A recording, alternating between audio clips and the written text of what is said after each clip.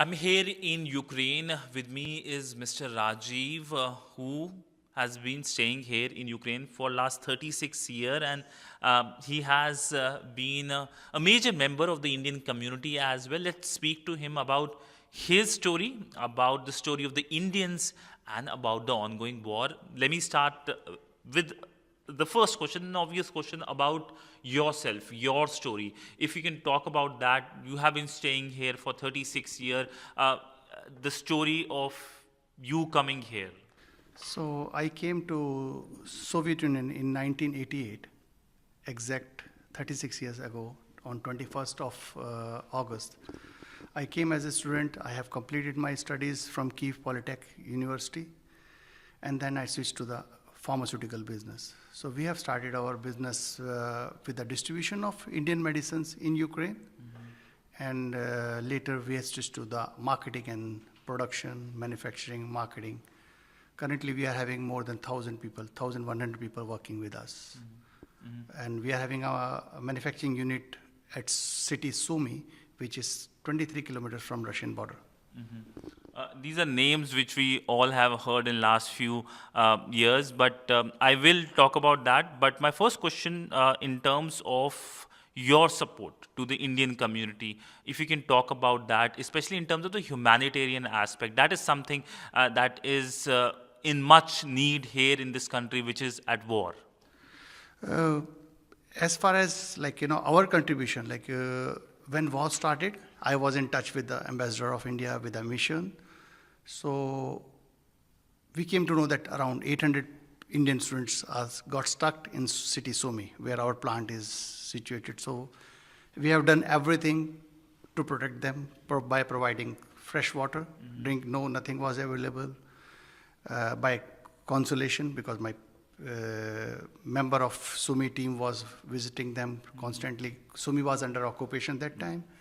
Food was provided to them, raw material was provided to them, and then communication between local authorities and the Embassy of India, how to evacuate all these people from city Sumy. It was a challenge for me. It was a big challenge. That similar thing we have done at 2014, but that was planned. This time it was not planned. 2014 we have help in evacuation from Donetsk and Lugansk. Most Indian students was evacuated by Embassy of India. This time it was a tough task because evacuation was required. We was waiting for the green corridor. Russian tanks was everywhere around on the highway. So I was waiting green signal from the governor of Sumy region, so that Indian embassy can take care of these people. Your support to the people of Ukraine. This country has now seen the war in the third year, and essentially they are in dire need of humanitarian support. So what you have done, your company have done in terms of providing that support. You've already supporting in terms of the economy wise for last 36 years by this company employing so many Ukrainians. But after the war, if you can describe that. See, what we can say, I can say proudly that along with Ministry of External Affairs of India, first charter with humanitarian aid, that was a charter from Air Force, donated by us. The whole charter was bring to Poland, and from there it was bring back to the Ukraine on the, I think it was on 3rd of March, 3rd or 4th. So it was the one of the first humanitarian aid provided by India. So other than this, we have converted this is our office where we are situated. We are having a cafeteria. So our cafeteria worked every day. War, not war. It was worked every day. We have provided food, whoever is protecting the Kiev that time. In Sumy, government have, because the Sumy was encircled by the Russian army, so there was a big shortage of hypertension medicines, diabetic medicines. So we have provided immediate supply from our Sumy plant to the pharmacies. Till today, we have donated more than $5 million humanitarian aid to the Ukrainian public, or what do you call it, no? By creating some nice parks. We have created nice park because, what happened in June 2022, Russia have attacked 70 meters. What is 70 meters? It's just nearby from this office where we are located by 5 ballistic missiles. We are from the country of Gandhi. We cannot reply violence by violence. So what I have decided, if Russia wants to destroy our country, let make it more beautiful. And I can show you that the park is very beautiful. And we have constructed the whole new road along with the city administration. And this park was opened by Ambassador of India. So this is a good message as a citizen of India. My message was very clear and loud that we are not afraid of any violence, and we want to support Ukrainians. So, how has the war impacted the mental health of the people and of people like you, the Indian members, the community members? How has it impacted you? Human beings are having a tendency of getting used to the things. You cannot be all the time being worried about that some missiles are coming or drones are coming. Yes, our cortisol levels are very, very high these days. It's almost 3 years, more than 900 days. But you're getting used to of this, and you're getting used to of getting informations when the missiles will attack. Maybe after 1 hour or 2 hours. So we are getting used to of these kind of things. Now everybody knows how to protect themselves. But you don't need to read all the time the news. When you are reading too much of news, it gives you more worry. Be calm, do your work, do your job. That's more important. Keep busy, keep fitness. You have to... In fact, even as we speak, there is a siren now going on, and this is perhaps the 5th or 6th siren which is underway since morning, since the WION team came. And in fact, we were asking that question on the mental health. But, sir, moving on, and I hope nothing happens around our office where we are right now. My question is on who do you think, you are living here in Ukraine for 36 years, what is the sentiment here on the ground? Who do you think is the hero of the war? See, all patriots who are fighting for the sovereignty of the country are the hero, first of all. But in real sense, if you ask me, hero can be the person who can stop the war or who try not to start the war. War is always about failure of diplomacy and politics. Nothing great about war. You cannot say anything great about war. So this is my personal opinion,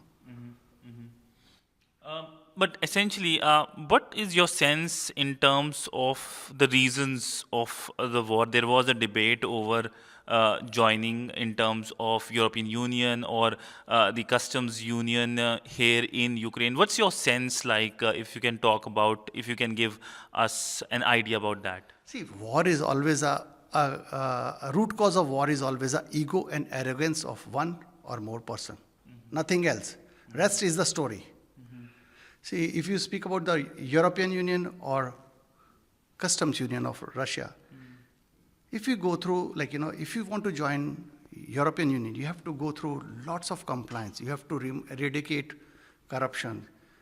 You have to build systems in which people are getting more benefits.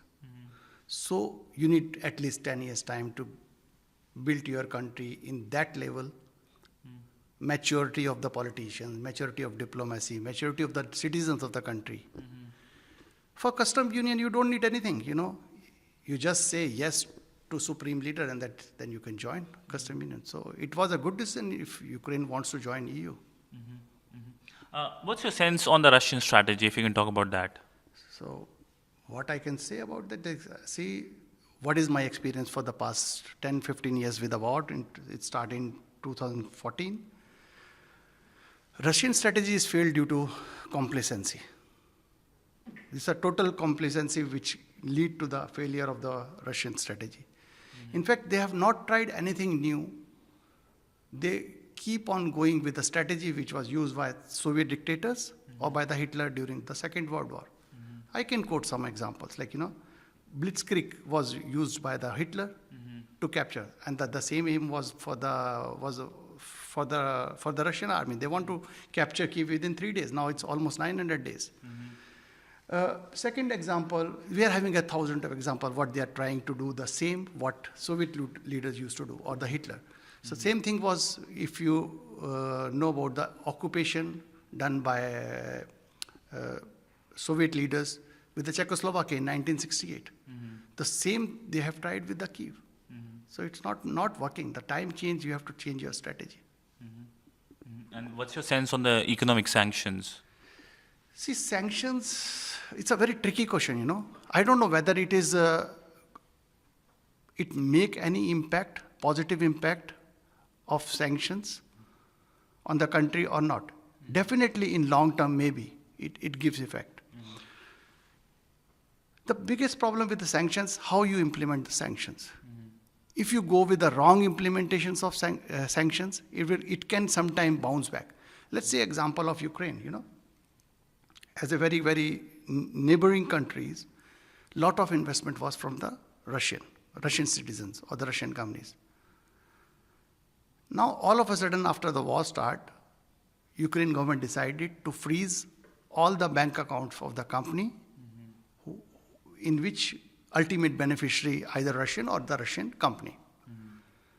Now, my question is like, who will get hurt or negative impact by this thing? They allowed to pay only the salary from the accounts, communal services like electricity, gas bills, water supply, or the donation and the tax.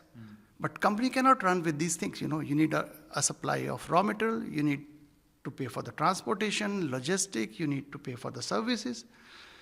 So maybe 1,000 and more companies account was freeze. Now who get in? See, the ultimate beneficiary is only one person, or maybe 2, or maybe 10.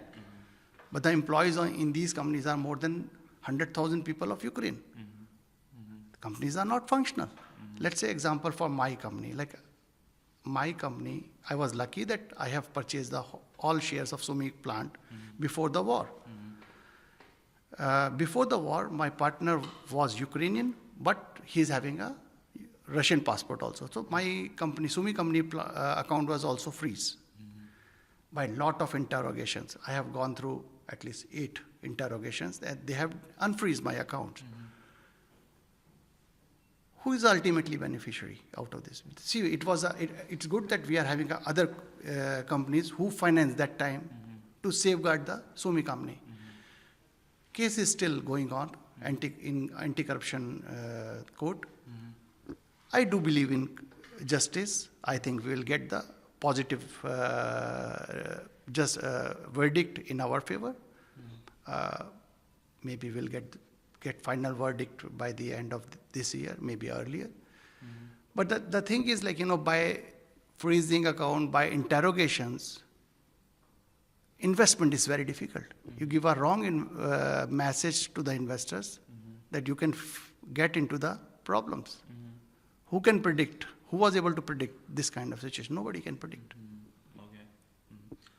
So you talked about a lot on investments. What kind of investments you have seen during the war? Do you see investments in fact coming in? Because this is a tricky place to be as a business person. I mean, if you can talk about that in your perspective. Life is going on. Still we are doing investments. Even in Sumi, which is 23 kilometers from the border. Still we have created space for the cafeteria. It's a lot of investments we have done. Still we have expanding our Sumi plant. We have purchased a new warehouse near Kiev in case something go wrong with the Sumi plant. We have put one quality control lab. So altogether we have invested more than $9 million in last 3 years after the war start. And what is the sense you get from India when it comes to this war? I mean, WION was in Moscow, and WION is right now in Ukraine, and we've covered both sides equally, understood the perspective. From the Indian side as well, the Indian government has been talking about dialogue and diplomacy. The Prime Minister said that a solution cannot come on the battlefield. So you are here in Ukraine. How does you see the perspective there, the conversations happening in India? You mean about the media, yeah? You can talk about anything. See, the biggest problem with Indian media is like there is a confusion between they consider Soviet Union as Russia. India was always in a close ties with Soviet Union. Soviet Union was a part. One part is Russia was there, Ukraine, Belarus, Kazakhstan, so many countries was there. So, in my opinion, see, this can be opinion, little bit biased towards Russia.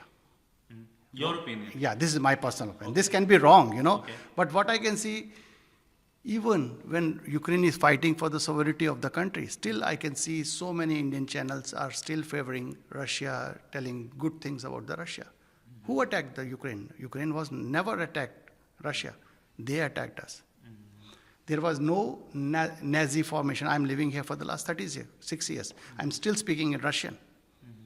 Nobody ever asked me to speak. See, if you speak about the language, more prominently, everybody was speaking Russian language before the war. After the war, it kind of a retaliation of the local people. They start speaking in Ukrainian. So this kind of a protest from the people that we will stop speaking Russian because of the war. Anyway, sir, interesting perspective from your side about your support to the people of Ukraine, your support to Indians who wanted support when the war started, and of course, a sense as an Indian businessman here in Ukraine, which is a rare thing to be. And I haven't found many Indian businessmen. We were very few people who have met. So that was the view from Kyiv with video journalist Neeraj Patel, Siddhant Sibal for WION in Kyiv, Ukraine.